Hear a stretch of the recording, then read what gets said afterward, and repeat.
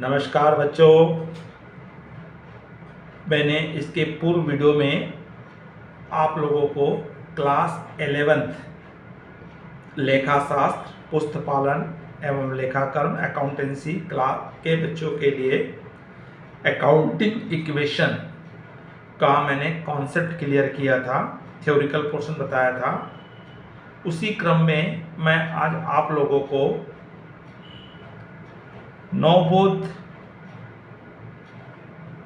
प्रकाशक के द्वारा प्रकाशित लेखाशास्त्र क्लास 11th अकाउंटेंसी जो पुस्तक या जो बुक छत्तीसगढ़ के और मध्य प्रदेश के सबसे अधिक इंग्लिश एवं हिंदी मीडियम के स्कूलों में पढ़ाई जा रही है या पढ़ाई जाती है, उसी बुक के मैं आप लोगों को प्रत्येक चैप्टर्स का बैक साइड के प्रैक्टिकल्स प्रॉब्लम, क्रियात्मक प्रश्न आप लोगों को सॉल्व करके वीडियो के माध्यम से बताऊंगा। इसी श्रेणी में आज मैं आप लोगों को बताने जा रहा हूं नवबोध प्रकाशक के द्वारा प्रकाशित लेखाशास्त्र अकाउंटेंसी क्लास 11th का चैप्टर नंबर हमारा 3 है, रिकॉर्ड ऑफ बिजनेस ट्रांजैक्शंस, व्यावसायिक सौदों का लेखांकन। ये इकाई 2 में आता है। इसका मैं आप लोगों को प्रैक्टिकल्स एक्सरसाइज का क्रियात्मक प्रश्न का पहला प्रश्न मैं आप लोगों को बताने जा रहा हूँ। अगर वीडियो अच्छा लगेगा तो लाइक कीजिएगा, और अगर आप इस चैनल में नए हैं तो तत्काल आप इस चैनल को सब्सक्राइब कर दीजिए, आइकॉन बेल को पुश कर दीजिए, जिससे आपको आने वाले वीडियो की सूचना तत्काल मिलते रहे। तो चलो बच्चों, देखते हैं कि अकाउंटिंग इक्वेशन किस प्रकार से तैयार किया जाएगा और प्रश्न में हमको किस प्रकार की जानकारी दे रहा है। तो बच्चों, यहाँ पे जो प्रश्न है उस प्रश्न में आपको बताया है कि निम्नांकित व्यवहारों से लेखांकन समीकरण बनाइए। Prepare accounting equation from the following transactions. Transaction number 1 है आपका, प्रशांत ने नगद रुपया लगाकर व्यवसाय प्रारंभ किया है। प्रशांत स्टार्टेड बिजनेस विद कैश ₹40,000। तो इस ट्रांजैक्शंस का हम प्रश्न क्लियर कर लें। अगला ट्रांजैक्शंस है, परचेज गुड्स फॉर कैश, माल नगद क्रय किया। Purchase machinery for cash, machine नगद क्रय की। परचेज गुड्स ऑन क्रेडिट, माल उधार खरीदा। और वेतन के रूप में नगद दिए 500। तो कुछ हमारे 5 ट्रांजैक्शन दिए हैं। इस 5 ट्रांजैक्शंस को हमको इक्वेशन के रूप में तैयार करना है, बनाना है। तो इक्वेशन कैसे बनाएंगे, तो इसके पूर्व मैंने बता चुका था आपको। तो हमारा इक्वेशन का हमारा फॉर्मेट होता है, जिसमें हमको बताया गया है कि एसेट्स इक्वल क्या होता है, लायबिलिटीज प्लस कैपिटल होता है। क्या होता है, एसेट्स बराबर संपत्ति बराबर दायित्व प्लस पूंजी होता है। तो संपत्तियों में हमने देखे थे बच्चों, वहाँ पे मैंने आपको cash, stock, machinery, debtors, furniture, building आदि बताया था। तो हम क्वेश्चंस के कंडीशन के हिसाब से हमको जिन जिन संपत्तियों का हमारे ट्रांजैक्शन में उपयोग हो रहा है उन्हीं की हेडिंग्स हम लिखेंगे। जैसे फिलहाल हमको अधिकतम उपयोग होता है कैश, स्टॉक और डेटर्स और प्लस मशीन या फर्नीचर आदि एसेट साइड में यूज होता है। ठीक उसी प्रकार हमारे लायबिलिटी साइड में एक ओनर का कंट्रीब्यूशन कैपिटल और प्लस क्रेडिटर्स या बैंक लोन या आउटस्टैंडिंग एक्सपेंसेस का यूज होता है। तो इस ट्रांजैक्शंस में हमारे 2 ही 3 आइटम यूज हो रहे हैं। तो सबसे पहले आपको इसका जो टेबल बनाएंगे, उस टेबल में आप नंबर ऑफ आइटम्स या डेट का कॉलम होता है।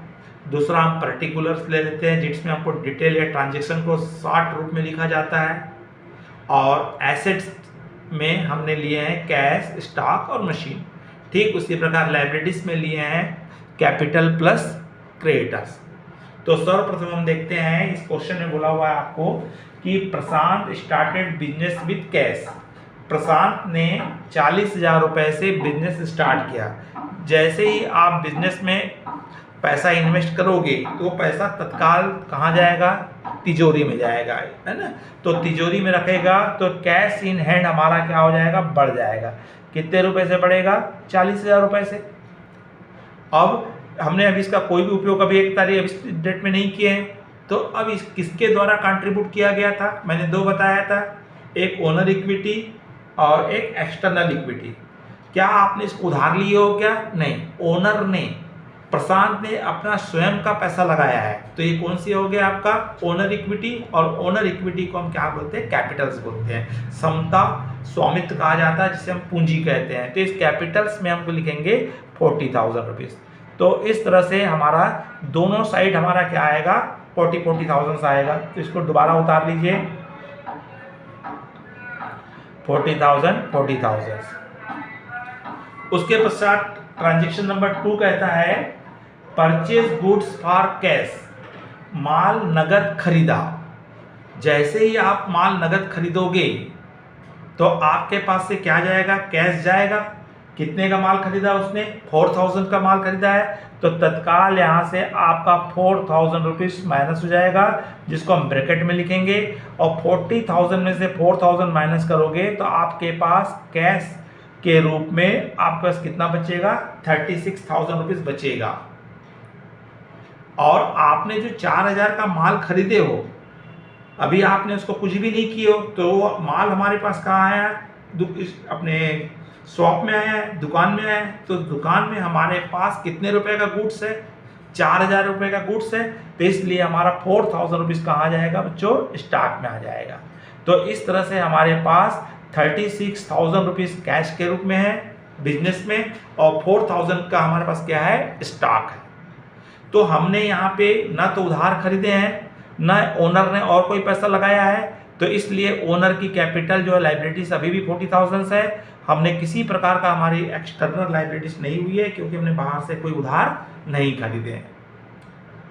अगला हमारा ट्रांजेक्शन बोलता है, ट्रांजेक्शन नंबर 3 बोलता है purchase machinery for cash, machine नगद खरीदी। अब जैसे ही आप मशीन नगद खरीदोगे तो आपके पास से क्या जाएगा, पैसा जाएगा, कैश जाएगा। तो 10,000 रुपये का तुरंत आपके पास से कैश इन हैंड क्या हो जाएगा, कम हो जाएगा। और आपके पास कैश इन हैंड कितना बचा है, 26,000।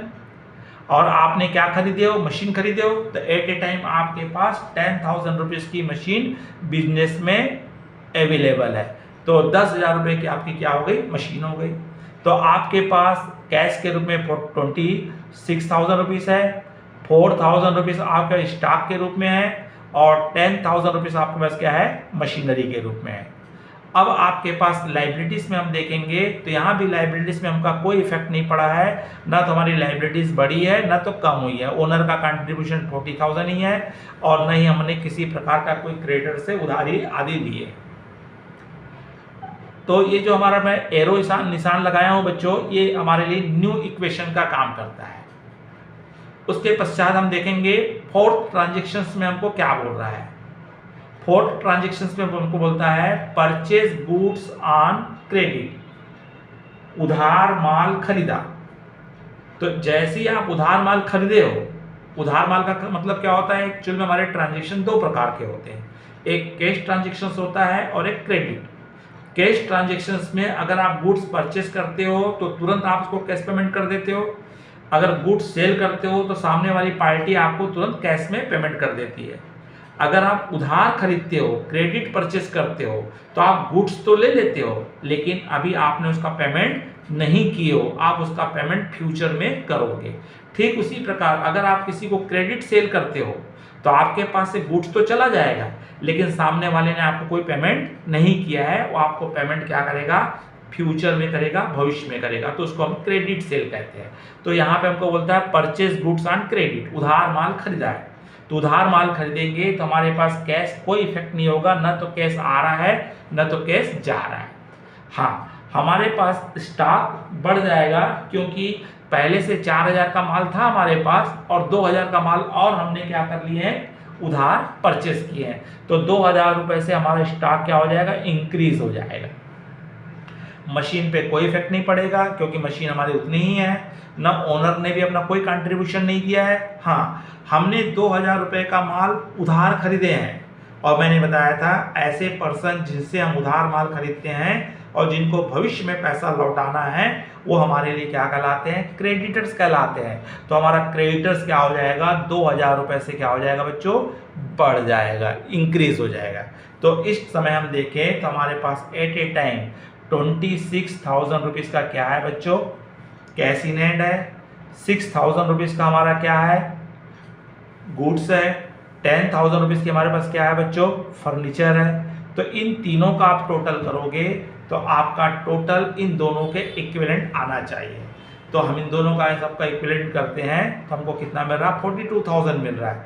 और ना तो कैपिटल में भी कोई इफेक्ट नहीं पड़ा है, तो ओनर की कैपिटल भी 40,000 से और 2,000 से हमारी एक्सटर्नल लाइबिलिटीज बढ़ गई है, बाहरी दायित्व तो बढ़ गया है। तो इस तरह से हमारा लाइबिलिटी साइड का हमारा क्या हो चुका है, कितना हो गया बच्चों, 40 + 2 42,000। आप दोनों साइड का टोटल करोगे तो 42,000 42,000।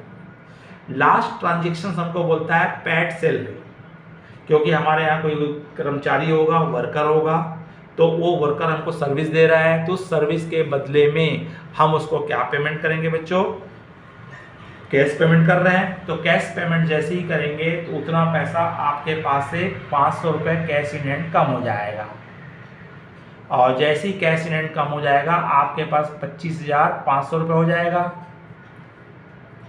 इसका स्टॉक पे कोई इफेक्ट नहीं पड़ेगा, मशीन पे इफेक्ट नहीं पड़ेगा। हाँ, इसका सेकंड इफेक्ट पड़ेगा, क्योंकि किसी भी बिजनेस को रन करने से, संचालित करने में विभिन्न प्रकार के हमको एक्सपेंडिचर्स करने पड़ेंगे। जैसे शॉप का रेंट दे सकते हो, सैलरी दोगे, कमीशन दोगे, इंटरेस्ट दोगे, तो ये सब खर्चे बियर कौन करेगा, वहन कौन करेगा, ओनर करेगा। तो जैसे ये पेमेंट्स किए जाएंगे, खर्चे होंगे, तो ओनर्स की कैपिटल क्या हो जाएगी, कम हो जाएगी, क्योंकि ओनर्स के पास से दिया जाएगा। और यही चीज़ हमको मिलेगा, प्रॉफिट होगा, तो ओनर्स की कैपिटल क्या हो जाएगी, इंक्रीज हो जाएगी। तो ये 500 रुपीज़ से ओनर की कैपिटल क्या हो जाएगी, कम हो जाएगी। तो ये जो पेड सैलरी है 500 रुपीज़ कैश में भी कम होगा, और लाइबिलिटी साइड में आपके कैपिटल में से भी कम कर देंगे। तो अब वर्तमान में ओनर की कैपिटल कितनी हो गई है, 39,500। एक्सटर्नल लाइबिलिटी ऑलरेडी 2,000 बना हुआ है। एट ए टाइम हमारे पास 10,000 रुपये की क्या है, मशीनरी है, और 6,000 रुपये का हमारे पास क्या है बच्चों, स्टॉक है। अब इन दोनों का आप जोड़ के देख लीजिए, इन तीनों को टोटल कीजिए और इन दोनों का टोटल कीजिए।